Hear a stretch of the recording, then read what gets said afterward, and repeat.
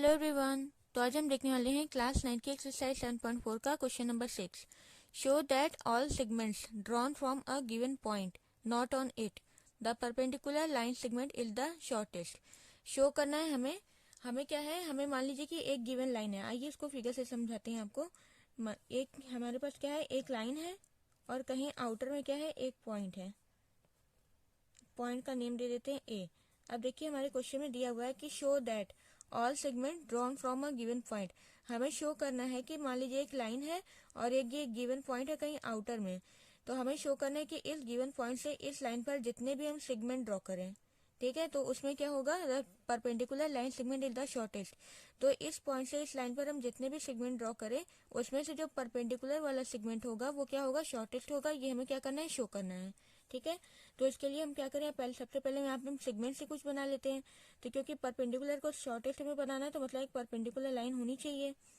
तो हमने क्या किया, यहाँ से एक सीधी लाइन बनाई 90 डिग्री के एंगल पर। ये क्या है, परपेंडिकुलर लाइन है। ठीक है, और इसके अलावा इसी पॉइंट से हमने और एक सेगमेंट बना दिया। ठीक, इसको हम दे देते हैं यहाँ पर बी, इसको दे देते हैं सी। अब देखिए हमें क्वेश्चन में यही प्रूफ क्या करना है कि the perpendicular line segment is the shortest. हमें प्रूफ करना है कि जो परपेंडिकुलर लाइन सेगमेंट है ए बी, ये क्या है, शॉर्टेस्ट है। किससे शॉर्टेस्ट है, जो इसी पॉइंट से एक और सेगमेंट बनाया गया है। कौन सा सेगमेंट बनाया गया है, ए सी। तो हम मतलब हमें प्रूफ करना है कि ए बी क्या है, ए सी से छोटा है। ये हमें क्या करना है, प्रूफ करना है। ठीक है, तो आप देखिए सबसे पहले मैंने यहाँ लिखा हुआ है कि टू प्रूफ। तो टू प्रूफ में सबसे पहले हम यही लिख लेते हैं कि क्या हमें प्रूफ करना है। तो हमें प्रूफ करना है कि ए बी क्या है, छोटा है ए सी से। तो लिख लेते हैं A B is less than A C. अब देखिए फिगर को मैंने यहाँ सफाई से बनाया हुआ है। तो यहाँ देखिए हमने क्या किया, एक हमारे पास लाइन थी और एक कहीं आउटर में एक गिवन पॉइंट था। देखिए यहाँ क्वेश्चन में दिया गया है कि all segment drawn from a point not on it. जितने भी सेगमेंट बनाए गए हैं वो उस पॉइंट से बनाए गए जो पॉइंट जो है उस लाइन पर नहीं है। तो ए से हमने इस पॉइंट से यहाँ पर एक सेगमेंट बनाया, एक यहाँ पर बनाया, और हमें प्रूफ करना है कि परपेंडिकुलर वाला सेगमेंट क्या होगा, शॉर्टेस्ट होगा। ठीक है, तो ये हमने कितना परपेंडिकुलर बनाया, तो मतलब यहाँ क्या होगा, 90 डिग्री होगा एंगल बी पर। ठीक है, तो अब आइए अब इसको देखते हैं कि कैसे हम इसको प्रूफ कर सकते हैं। तो सबसे पहले अगर हम इस वाले ट्रायंगल में आए, ट्रायंगल ए बी सी में, ठीक है, सबसे पहले यहाँ लिखते हैं इन ट्रायंगल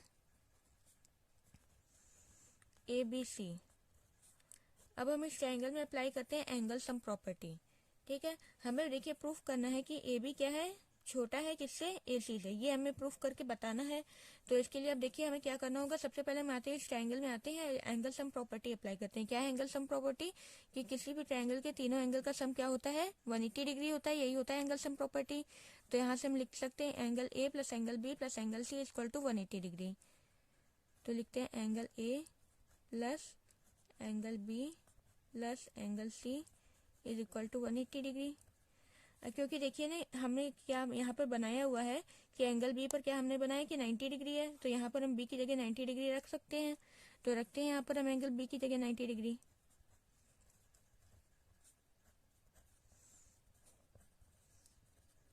अब 90 को इधर ले जाते हैं, सॉरी यहाँ पर ए रहेगा, हाँ 90 को इधर ले जाते हैं और ए और सी को यहीं पे रहने दे देते हैं। तो क्या आ जाएगा, angle A plus angle C is equal to 180 degree minus 90 degree. तो आ जाएगा angle A plus angle C equal to 90 degree. अब देखिए, अब एक चीज और यहाँ पे लिख लेते हैं, since angle B is equal to 90 degree. अब देखिए यहाँ तक करने पे हमें कंक्लूजन क्या मिला, हमें तो प्रूफ करना था कि ए बी क्या है, छोटा है ए सी से। तो हम ये सब क्यों कर रहे हैं, अब देखिए ये सब क्यों कर रहे हैं इसका रीजन जान लीजिए। देखिए अभी हमने क्या किया कि ए और सी दोनों को प्लस करने पर क्या आया, 90 आया। मतलब ए और सी दोनों को जब हम प्लस किए तब 90 आया। और यहाँ पे ये देखिए, यहाँ पर जो हमने बनाया था तो वहां से ये पहले से प्रूव होता है कि बी क्या है, अकेले 90 है। बी अकेले 90 और ए और सी दोनों को प्लस करने पर 90 आ रहा है। ठीक है, तो इससे हमें क्या कंक्लूजन मिलता है कि ये ए और सी क्या है, अक्यूट एंगल है। क्यों, क्योंकि दोनों 90 से छोटे हैं, क्योंकि दोनों का सम करने के बाद वो 90 आ रहा है और बी अकेले क्या है, 90। तो इसका मतलब बी क्या है, बड़ा है। किससे बड़ा है, ए से भी बड़ा है और सी से भी बड़ा है।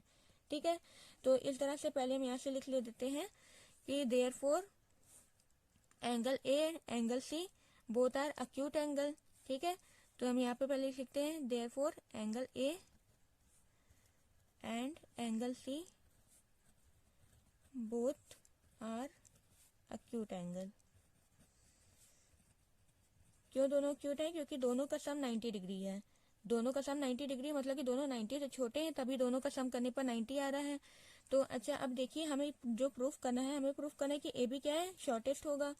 तो अगर देखिए, क्योंकि ए और सी दोनों क्या है, अक्यूट है, मतलब दोनों क्या है, 90 से छोटे हैं। तो अगर हम एंगल सी को ले लें तो एंगल सी क्या है, एंगल से छोटा होगा एंगल बी से। तो यहाँ से इस तरह से लिख सकते हैं, therefore angle C is less than angle B. ठीक है, क्योंकि ए और सी बोथ क्या है, अक्यूट एंगल है, इसलिए हम बोल सकते हैं कि एंगल सी क्या है, एंगल बी से छोटा है। ठीक है, अब जरा देखिए कि एंगल सी के सामने कौन वाली साइड है। एंगल सी के सामने कौन वाली साइड है, ए बी है, लेस के साइन लगा दिया। और एंगल बी के सामने कौन वाली साइड है, ए सी है। तो इस तरह से देखिए हमें क्या मिला कि A be less than A सी। और यही क्या करना था, हमें प्रूफ करना था, लेकिन हमने इस चीज को लिखा कैसे। ठीक है, ये देखिए, हमने एक थ्योरम पढ़ा था, थ्योरम नंबर 7.7 है शायद। उसमें हमने पढ़ा था कि लार्जेस्ट एंगल के सामने वाली जो साइड होती है वो क्या होती है, लार्जर होती है। तो अगर ये वाली एंगल बड़ा है तो इसके सामने वाली साइड क्या होगी, ये भी बड़ी होगी। ठीक है, और ये एंगल छोटा है तो इसके सामने वाली साइड ये क्या होगी, ये भी छोटी होगी। तो क्योंकि अगर हमने बताया था कि एंगल सी क्या है, एक्यूट है, मतलब कि एंगल सी छोटा है किससे, एंगल बी से। तो इस तरह से हम बोल सकते हैं कि उसके सामने वाली जो साइड है, एंगल सी के सामने वाली साइड, ये भी छोटी होगी किससे, एंगल बी के सामने वाली साइड से। क्यों होगी, उसका रीजन होगा थ्योरम। तो थ्योरम हम यहाँ पर लिख देते हैं। देखिए मैंने यहाँ पे रीजन लिख दिया कि side opposite to the larger angle, वो साइड जो कि लार्जर एंगल के अपोजिट में होती है वो क्या होती है, लार्जर होती है। तो लार्जर एंगल कौन सा था, बी बड़ा था सी से। तो बी के सामने वाली साइड ए सी क्या हो जाएगी, बड़ी हो जाएगी सी के सामने वाली साइड से, ए बी से। और यही हमें क्या करना था, प्रूफ करना था कि परपेंडिकुलर वाली लाइन क्या होगी, शॉर्टेस्ट होगी। तो इसका मतलब परपेंडिकुलर वाली लाइन ए बी थी, तो यहाँ पर शॉर्टेस्ट हो गई। और यही क्या करना था, हमें प्रूफ करना था।